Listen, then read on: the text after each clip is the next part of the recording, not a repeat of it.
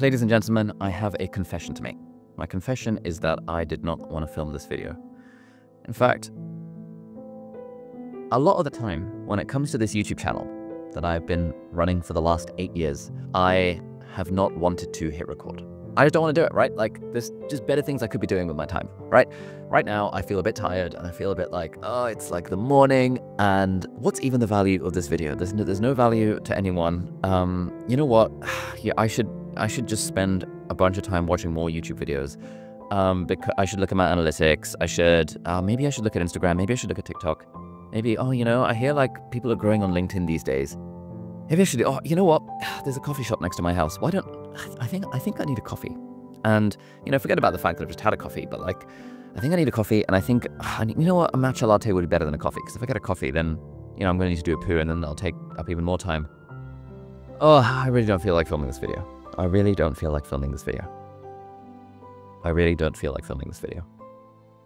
This is kind of how I feel before about 95% of the videos I've ever made on this YouTube channel. For 5% of them, there are a handful of videos where I've been like, I have something to share and I think it's actually good and I've spent ages preparing it and I'm like, no one can possibly argue against it because I think it's good and I'm gonna hit record and then, yeah, I'm just gonna do the thing. 1 in 20 times. For the other 19 and 20 times of me filming a video on this YouTube channel, which is a thing I've been doing about once or twice a week for the last 8 years, since 2017. Every single week, I've showed up and I filmed either 1 or 2 videos, sometimes even 3 back in the day. Every single time, 19 out of 20 times, 95% of the time, I feel like, I don't want to film this video. But I've been doing this shit for 8 years now, and even though I think I don't want to film the video, I hit record and I film the video anyway. What? How does that work? Some people will call this discipline. I've been reading Jocko Willink's wonderful book, Discipline Equals Freedom. It's a good book. It's really, really good. In my own book, I like to sort of pew-pew the idea of discipline. I think, discipline is about forcing yourself to do the thing even though you don't feel like doing the thing. The thing is, I don't think it needs to be a forcing thing. I don't feel like I forced myself to hit record here. I didn't want to do it, but I didn't force myself to do it. How does that work? How can you not want to do something, not feel like doing it, and also not force yourself to do the thing? The reason I'm making this video is because, in case you're not familiar, I moved to Hong Kong recently with my wife. We got married, we moved to Hong Kong, and I've been doing a couple of in-person events in Hong Kong where the lovely people in our audience will come to these events, and they'll often ask me questions during the event, and they'll often come up to me and ask questions after the event. And I love doing these events because it is a very interesting mirror. Because a lot of the people who come to these events are kind of like me. They're, very good looking, they're very intelligent, and they want some kind of freedom in their life. They want freedom to live life on their own terms. They maybe have opted out or have realized that the corporate ladder is like not the thing they want to do. Maybe they've realized they're doing like a degree at university that they don't really care about. Maybe they've realized they've been like living through society and their parents' expectations for a long time. This is sort of like the position I was in a few years ago, back when I was training to be a doctor and then I was working as a doctor. I wanted the freedom to live life on my own terms. And a lot of these people want the freedom to live life on their own terms. And it's always so fascinating doing these events because I do my spiel, I do a little talk and stuff. And the questions I get from people are super, super interesting. And I love getting those questions because they help me see that like, oh shit, this is what's holding people back. That's interesting. Like someone might want to start a business, but they're being held back by certain things. Someone might want to take that risk and ask the girl out, but they're being held back by certain things. And I love hearing what is holding people back. I love hearing about the obstacles because a lot of these obstacles are things that I also had to deal with. And a lot of them are obstacles I still continue to deal with to this day. And it makes me think that like, oh, damn, I almost forgot that that was an obstacle either I've already overcome or I have just never mentioned that this is an obstacle that just sort of keeps on happening. And one of the questions at one of these events a couple weeks ago was something like, how do you stay consistent with stuff even when you don't feel like doing it? And relatedly, the same person also asked the question that like, I'll start the thing and I'll do all of this overthinking about the thing. I'll feel like, oh, it's not good enough and it could be better. And then I'll spend more time wanting to prepare for the thing. And I'm just not doing the thing. Like, how do you deal with that? And what I said was, I also don't feel like doing the thing. I also overthink the thing. Like, I don't want to give you a method for how to deal with this. I mean, I can tell you what I do. And I'm going to tell you what I do in this video. But I want to make it clear that most people would look at me and see that this is some big, successful, rich YouTuber who's been doing this shit for a long time and is now financially free and blah, blah, blah. Like, depending on how long you've been following the channel and how much of my story you have followed. But like, most people think of me as someone who has got their shit together. And yet, I don't want to film this video. And I almost never want to film the video because I always feel it's not good enough. I always feel like there's no value to add. I always feel like, why would anyone want to hear the ramblings of some fucking guy?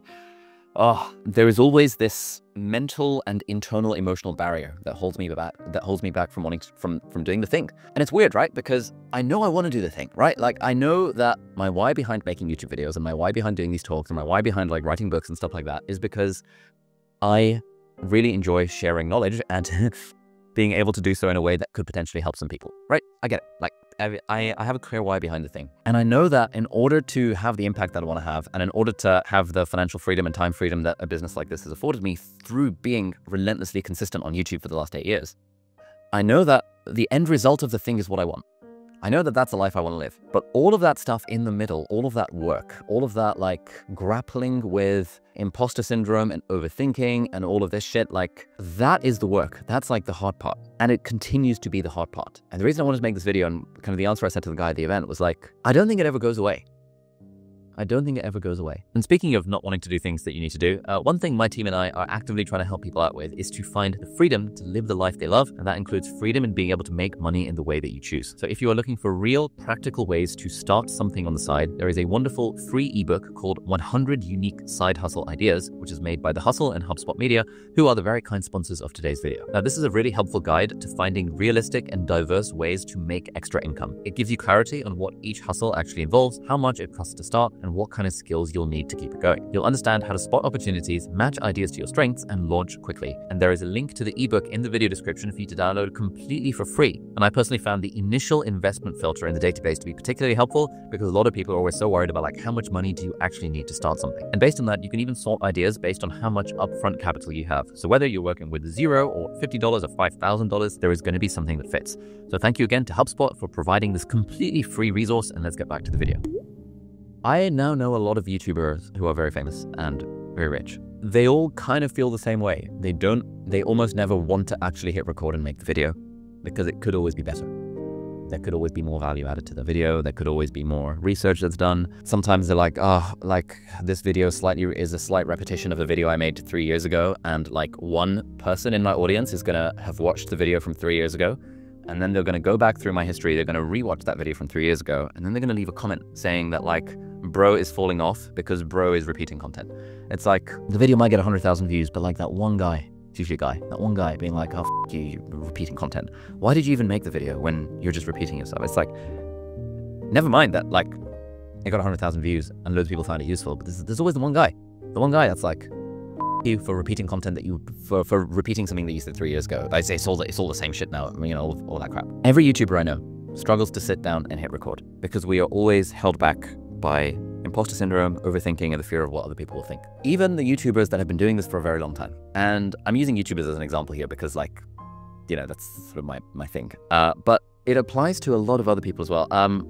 You know, since writing my book, I've started to get to know lots of writers, and a lot of writers, I would say even the vast majority that I've met, they say they don't really enjoy writing. They enjoy the feeling of having written. And the feeling of writing is almost like this painful thing that they kind of get through in order to get to the feeling of having written. At least at the start of the process. Usually they find that like, okay, at the start of the process, there's all this resistance, there's this blank page syndrome, there's the writer's block. And then once you get into it, then it's like, okay, now things start to flow a little bit more. There are very few writers I know who feel like sitting down to write first thing in the morning. But there's lots of writers I know who don't feel like sitting down to write first thing in the morning, and they do it anyway, and then they are glad for having done it. I did not want to film this video.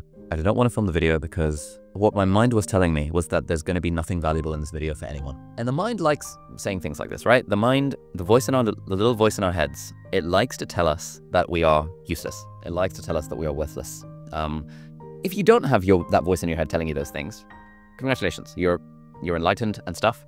I used to think I didn't have that voice. And then I took a course from a chap called Joe Hudson, who featured on the channel recently. It was like an in-person event thing. Part of it was writing down what the voice in your head says. And part of it, there was like a little game where you sort of tap into the voice in your head. And initially I was like, Joe, man, I don't think I have a voice in my head.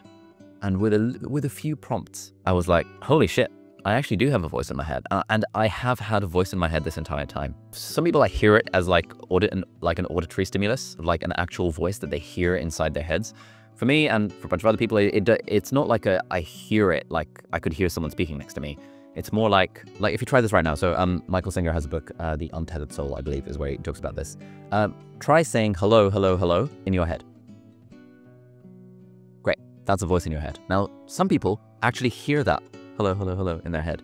Kind of like in a movie, when you see a character thinking, you see them doing, and now you get this kind of effect that the character is thinking. So that's what that looks like in movies, right? And apparently for some people, they actually hear that kind of thing. Normally, for me, it's not like an auditory thing, but it's like a very clear, like, impression of hello, hello, hello, like a voice in my head. And that voice is the voice that says the video's not good enough. That's the voice that says we don't need to film this right now. That's a voice that says, what's the point anyway? It's a voice that says, you know, the only reason you're making this video is because it's got a sponsor on it, like, and the audience are going to realize that's like literally the only reason you're doing it. Like, there's no other reason you could possibly be wanting this other than to hit a sponsor deadline, whatever. When I listen to it, that is what the voice is saying, as it relates to the very specific microcosm of just sitting down to make a freaking YouTube video. I suspect in your life, I mean, unless you're a creator and you can vibe with the feeling of not wanting to sit down and hit record, it might not be sitting down and making a YouTube video, right? If you're not a YouTuber, it's probably not going to be that relatable. But I suspect, based on the stuff that I see from these people who come, these lovely people who come to my events, that there is something you need to do, or lots of things you want to do, but you're being held back by the voice in your head. And also, it's not just the voice in your head, because those are your thoughts. You're also being held back by your feelings, not feeling like doing the thing. The voice in the head is going to tell you that you shouldn't do the thing because it'll be bad and worthless and people are going to laugh at you and all of that shit, right? But then you have a feeling in response to the voice in your head, or maybe not, maybe in parallel to the voice in your head, a feeling of discomfort, a feeling of fear. Maybe it's not fear, maybe you won't call it fear. Maybe it's a feeling of like, just like a generalized bad sort of feeling. Like, right? Like a general discomfort with doing the thing. Why don't people like public speaking? Imagine yourself going up on stage and giving a talk in front of 1,000 people, unprepared. What's the feeling that comes up in your mind, and in your body, really? What's the feeling that comes up in your body when you, at the thought of going up and giving a talk in front of 1,000 people unprepared? Ooh, that's like a kind of weird, sort of scary, kind of unpleasant kind of thing. Maybe for me, it's sort of around here, this sort of thing. That for me is similar to the feeling that gets triggered when I'm about to sit down to make a video. And it's like there's this, it's sort of a little bit in the throat, sort of a little bit in the stomach, a little bit in the sort of chest area. And previously, I was never aware of this feeling. It's only in the last year or two that I've started to really recognize that, oh, yeah, that thing has been there my whole life. I used to think that I didn't feel feelings. I used to think that, like, oh, I'm a logical kind of guy. I don't let feelings hold me back from stuff. But then it was like, I read a couple of books. I did this Joe Hudson stuff. I sort of listened to the Art of Accomplishment podcast. I started to get into the whole feelings thing. I did an ayahuasca retreat, which helped. I was like, oh, interesting. Like all of this stuff helped me realize that actually I've been feeling the feelings my whole life. I just have not been aware that I was feeling the feelings, and I was allowing them to dictate my behavior, even though I wasn't aware of them. And so I've always had this feeling of not wanting to film a video, of not wanting to put my hand up in class, of not wanting to sort of put myself out there. And I realized at a certain point that you're allowed to do a thing, even if you don't feel like doing it. And it's not about forcing it. It's actually not about forcing it. Okay, the forcing method is as follows. You've got the thoughts and the feelings, right? The thought is telling you don't do the thing because you suck. The feeling is a generalized, I don't want to do it, yeah, kind of thing, right? Forcing it is to say, like, okay, there's this fire in front of me, and I just need to clench, and I need to tighten up, and I just need to go through the fire, and it's like very unpleasant and very like, it's like, you're just gonna go through the fire, and it's like, it's not pleasant, it's not fun, there's so much resistance to the whole thing, and it's not nice, and you get through the fire, you get through the thing, and you're like, okay, I force myself to do the thing. And then you have to do it again and again and again and again and again, anytime you experience the resistance to the thing, which if you want to stay consistent with anything. Now, in my experience of having coached a lot of YouTubers through these sorts of problems as part of my YouTuber Academy, part-time YouTuber Academy is linked down below if you want to check my course. But as part of like doing events and workshops and stuff for YouTuber Academy, I coach a lot of people through this process of like how to stay consistent with a YouTube channel even when you don't feel like doing it. And in my experience, the ones that try the forcing method burn out very quickly, because like you can force yourself to do it. Maybe once or twice, maybe 3 times, maybe even 4 or 5. But you can't force yourself to push through the pain and just consistently bring yourself to push through the pain every week for years. You just cannot, I don't know. Maybe if you're David Goggins, you can, but I don't know anyone who has reliably been able to sustainably force themselves to push through the pain and push through the mental and emotional resistance to doing stuff, and that being a sustainable way to go. So how do you do it without forcing it? I don't know, but I can tell you what works for me. Okay, I'm feeling a bit hot in here. Let me see. Where was I? Okay, what works for me most of the time, and the way I've started to think about it, because I've been thinking about how to explain this, is like, you know your hands, right? Hands. You got 2 hands, probably, if you're watching this, I suspect. Your left hand and your right hand, they could move in concert, right? They could move in synchrony. They could move at the same time, but they don't have to, right?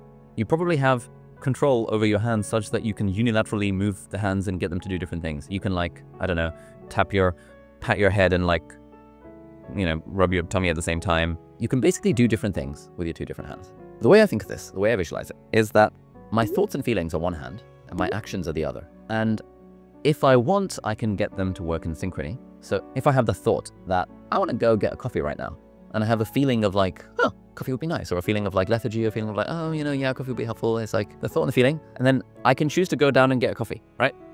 That's my thought and feeling telling me I want a coffee, and my action is going out and getting a coffee. In that case, the 2 are like they're synchronized, right? But also, I don't have to do that. Let's say I am in the middle of doing something very important, like, I don't know, back in the day when I had a real job, let's say I was assisting in an emergency cesarean section, and I am holding the woman's body, abdomen open, or pelvis open, so that the surgeon, like my boss, can like take the baby out and stuff. In that moment, I can still have the thought and the feeling of, I quite fancy a coffee right now. Feel a bit tired, feel a bit decaffeinated. In that moment, when I'm elbows deep in a patient to assist in a cesarean section, what's my action going to be? Is my action going to be, sorry guys, I'm off to get a coffee? Obviously not. Obviously not. My action is like, well, I don't give a shit if I want to go get a coffee. My action is like, I'm going to hold the retractor while this baby comes out, right? The action does not have to correlate with the thought and the feeling. This is obviously a lot easier to do in a context where the thought and the feeling also says, no, but like, this thing is more important, so we should be doing this thing. We shouldn't be getting the coffee. It's way harder to do when you're not elbows deep in the middle of a cesarean section. It's way harder to do when you are at home on your own. You have access to the internet. You have your phone in front of you. And you think, I don't feel like doing this thing right now. Why don't I go on Instagram Reels or TikTok or something to avoid this feeling that I'm trying to avoid feeling? And if the device is just there, it's so easy to just like start scrolling. It's so much easier in that context for the thought and the feeling to dictate what the action is. But the key insight that I found very helpful over the years is that it does not have to be that way. Just because I have the thought and the feeling of, I want to scroll Instagram right now, does not mean I have to scroll Instagram right now. It also doesn't mean that I shouldn't scroll Instagram. Like, I'm not saying that you should always do the opposite of what your thoughts tell you. Obviously, I'm not saying that. I'm also not saying that you should always do what your thoughts and feelings tell you. I'm not saying that either. I'm saying that there does not have to be a correlation between the 2 things, right? In my case, I can feel like making a video and I can make the video. Great. Or I can feel like making the video and not make the video, right? Because for whatever reason. Or I can not feel like making the video and make it anyway. Or I can not feel like making the video and not make it anyway. So it's like, if you kind of get the drift, it's like the left hand and the right hand are operating independently. There actually does not have to be a correlation between the 2. And yet, a lot of us act as if there has to be a correlation. Of course, it's easier. It's less uncomfortable sometimes to act in line with what our thoughts and feelings are telling us. But what is discomfort? What is it? It's a feeling, right? It's a feeling of like something. If you really ask yourself, like, what's the feeling of discomfort? The feeling of like, oh, I don't want to do this. Like, what is the feeling? A feeling is just like a set of internal sensations, internal bodily sensations. People who are sensitive or good at interoception feel those things stronger than other people who are less good at interoception or less good at, or people who are less sensitive. But either way, a feeling is an internal bodily sensation accompanied usually by some kind of story. We feel like that unpleasant feeling of something. We add to ourselves this. We add to it the story of, oh my God, I hate public speaking or something, and then we put those 2 things together, the thought and the feeling, and we land on fear, stress. I'm stressed. I'm anxious. Any of this sort of stuff, right?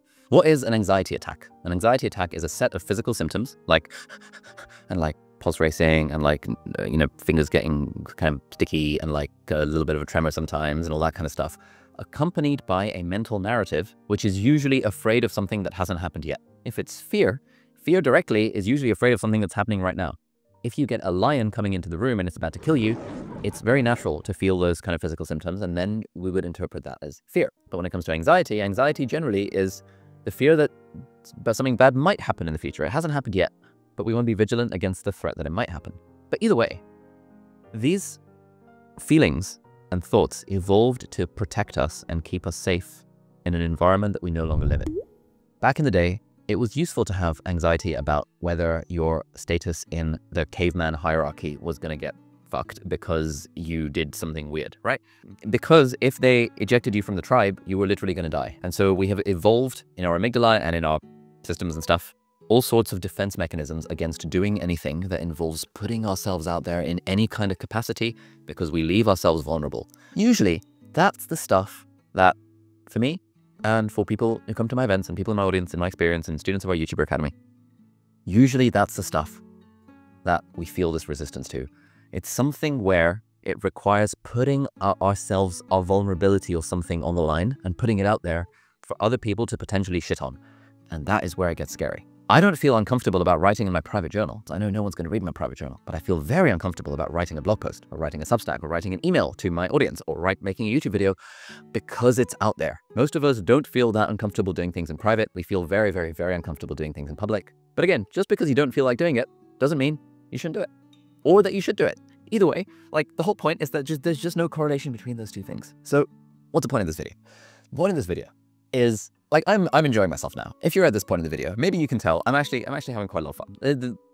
This is vibey, right? Like, at this point, I'm like, I don't care anymore. It's fine. I've been recording for 28 minutes and 47 seconds. I don't know what the current runtime of the video is, but like, you know, I'm now having fun. I'm kind of leaning into it. I'm still sweating. This is another thing that like, every time I film a YouTube video afterwards, I'm just like, holy shit, I'm actually drenched in sweat.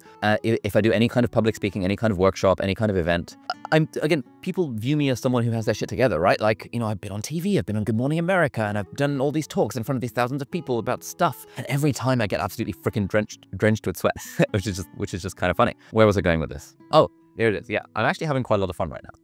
Maybe you can tell. Maybe not. I don't know if it comes across on camera. But 29 minutes ago, I did not feel like filming this YouTube video. I didn't feel like doing it. A lot of the resistance is in just getting started. And the reason I want to make this video is because I know there are people in my audience who want to live lives of freedom to live life on your own terms, kind of do what you want, not do things you don't want to do. Pretty much all of that is on the other side of doing hard things. Pretty much all of that is on the other side of doing things that make you feel a little bit uncomfortable. I'm not saying you can't enjoy the process of doing those things. I'm not saying you want to force yourself and white knuckle and like grit your teeth and like freaking force yourself through the process. What I'm saying is that it's very normal for it to feel uncomfortable. And even the people you maybe look up to, who you think have done this stuff before, it's very normal for it to feel uncomfortable. I suspect if you speak to professional musicians, I suspect if you speak to Ed Sheeran or Taylor Swift, they feel the fear before going on stage every time, even though they've done it hundreds to thousands of times. They feel the fear and they do it anyway because it's got to be done. The people who stay inconsistent with stuff or who don't even try are the people who feel the fear and they choose to allow the fear, the fear of like, and they choose to add a narrative to it, or they accept the mind's narrative that this is going to cause us to die. And they allow that fear and that narrative of this is going to kill us to stop them from doing the thing. It doesn't have to be that way. You don't have to stop yourself from doing the thing just because you don't feel like doing the thing. You can do what you want. You also don't have to force yourself to do the thing just because you don't feel like doing the thing. You can also do what you want. Like, I have no horse in this race. But if you have a goal or a particular outcome or a particular dream that you're working towards, and one thing I enjoy doing is helping people achieve their dreams, live their dream life. Once you've defined what that is, and you realize that it's going to take work to get there, like, the work is the uncomfortable feeling. That's the work. That's the hard part. The hard part is not doing the fun stuff. The hard part is continuing to do it even when you don't feel like it. And everything feels like work after a while. Another person came up to, here's another fun one. Another person came up to me at the event and they said, like, what was it? They wanted to start a business, but they had all these ideas and they were really worried that they weren't passionate enough about the ideas. And they were really worried that, like, what if, like, this business that I start just starts to feel like my day job? And I was like, bro, it's always going to feel like work after a while.